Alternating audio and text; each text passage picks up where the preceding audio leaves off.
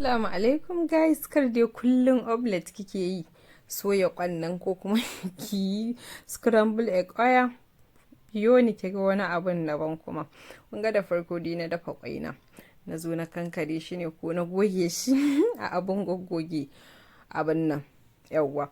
To ya zo ya so ya bani kunya, aiko na ce wallahi bai isa ba sai na gyara shi yayi yanda nake so.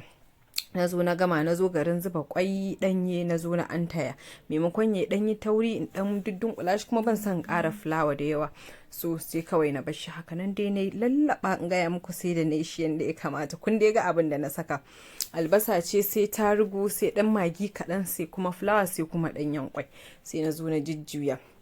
So bayan na juya kawai sai naga abu yayi ruwa, maimakon ya dan yi min wannan, maimakon kwan ya dan yi dropping ya zo ya zuba da na ce to haka nan sai na yi shi. Kun san idan mutum ya saba harkan girke-girke dubara ba ta ƙari mana. Ai kun ga muku na saka shi a kwai haka nan, na ɗauko bread crumbs kuma na zo na dan saka shi a bread crumbs, na dan girgije shi, na girgije kawai sai ya dan yi ba laifi da ya dan yi laba-laba, amma dai yayi sai dan taba shi kaɗan sai na ajiye. Kun gani yawwa, sai mai nayi zafi na zo na saka na soya shi. Bayan na soya na zo na kwashe abina tas, sai kuma ragowan da ya rage, kun gane ban ƙara kwai ba, sai na zo na soya shi a haka nan. Sai wanda ma na soya a haka din nan, kun gan shi nan, kun gani ban saka mishi bread crumbs ba, ban ƙara mishi kuma kwai ba, sai ya fi min daɗi ma akan wancan. Kuma dukkan sun gaya muku ba wanda ya sha mai.